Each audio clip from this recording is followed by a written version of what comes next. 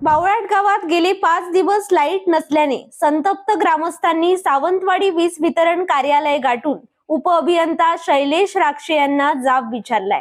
पाहूया. बावळाट गावात गेले 5 दिवस लाईट नसल्याबाबत संबंधित अधिकाऱ्यांचं लक्ष वेधूनही दुर्लक्ष करण्यात आल्यानं बावळाट ग्रामस्थांनी शनिवारी सकाळी माडखोल विभागीय वीज कार्यालय गाठलं. मात्र तेथील कार्यालयाला टाळे असल्यामुळे संतप्त ग्रामस्थांनी सावंतवाडी कार्यालय गाठून उपअभियंता शैलेश राक्षे यांना जाब विचारला. गावात जोपर्यंत वीज पुरवठा सुरळीत होत नाही तोपर्यंत कार्यालयातच ठाण मांडण्याचा इशारा सरपंच सोनाली परब यांच्यासह ग्रामस्थांनी दिला. अनेक वेळा संबंधित वीज अधिकाऱ्यांचे लक्ष वेधूनही कोणतीही कार्यवाही न केल्यामुळे त्यांच्यावर प्रश्नांची सरबत्ती करून उपअभियंता शैलेश राक्षे यांची बोलतीच बंद केली. तसेच आक्रमक बनलेल्या ग्रामस्थांनी वीज वितरण कंपनीच्या अनागोंदी कारभाराबाबत वीज अधिकाऱ्यांना जबाबदार धरलं.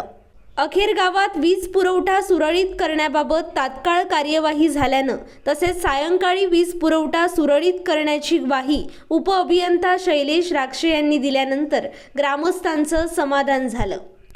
यावेळी सातोळी बावळाट सरपंच सोनाली परब, माजी सरपंच उत्तम परब, ग्रामपंचायत सदस्य योगिता बुराण, पोलीस पाटील आबा परब, आनंद परब, सुरेश कदम, महेश परब, संतोष परब, प्रकाश कदम, सूर्यकांत साहिल, शांताराम सावंत, राजन सावंत, प्रसाद परब आदी ग्रामस्थ उपस्थित होते.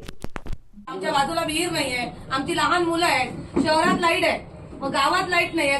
शहरात 2 तास लाईट गेली तर त्या दिवशी रात्री येऊन तुम्हाला बोलवलं, तुम्ही लगेच लाईट दिली. मग आम्ही काय करायचं? गावातल्या लोकांनी, गावातले तुम्ही फोन केला की फोन सरळ कट करता. बिल असं नाही, आमच्या गावातली सगळी लोकांची बिल टाइम टू टाइम आहे. गेल्या वर्षी हेच केलेलं.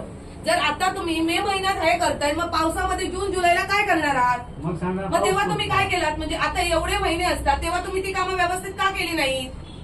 आणि फेस करायचं म्हणजे तुम्हाला मी सरळ सांगते, 1 दिवस आम्ही शांत राहू, 2 दिवस शांत राहिलो, तुम्ही जोपर्यंत आम्ही येत नाही, म्हणजे असं आहे का? तुमच्या ऑफिसला भेट दिली तरच तुम्ही लाईट देणार आहात असं आहे? आम्ही रिकामी नाही होत, आम्ही पण आमची कामं करून, सगळे शेतकरी आहेत, सगळ्यांची काहीतरी कामधंदे. मग तुम्ही माझं एवढंच मत आहे, समाधान करणारं उत्तर द्या आता आम्हाला. आणि आम्ही आज लाईट घेतल्याशिवाय जाणार नाही. जोपर्यंत आमच्या गावातून फोन येत नाही, लाईट आली तोपर्यंत आम्ही जाणार नाही. होय ना? लाईनवर आहे स्टाफ,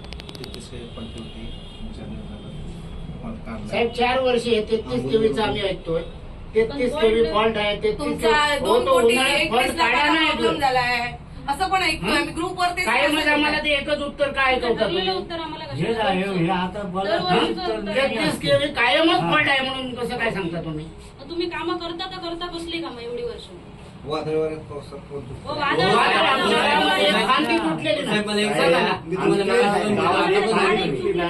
मगाशी पण बोलतो, आता पण सांगतो, मी स्वतः झाड तोडणारा माणूस आहे. आता आमच्या गावामध्ये तुम्ही यांनी बघा, एक झाड कुठे लागतंय काय बघा.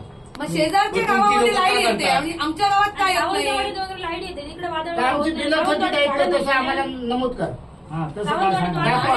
कोणाचं बिल एक थकीत आहे गावामध्ये? तुम्ही असं गृहीत धरलात. गावातली लोक म्हणजे ती पण माणसं आहे, शहरातली पण माणसं आहेत. तुम्ही येऊन राहा ना गावात 4 दिवस लाईट नसताना. काय परिस्थितीला तोंड द्यावं लागतं कळतंय प्रत्येकाला. एखाद्या व्यक्ती लाईट भरायची परिस्थिती नसेल ना, तो माणूस झगमारीत बिल भरतो. बिल भरतो, कोणाकडून पैसे घेऊन. 4 दिवसामध्ये मीटर काट करून येऊन जातात. आणि 4 दिवस लाईट साहेब बंद असली तर 2 युनिट कमी येत नाही पुढच्या बिलामध्ये. ते वाढीव येते. वाढावेत.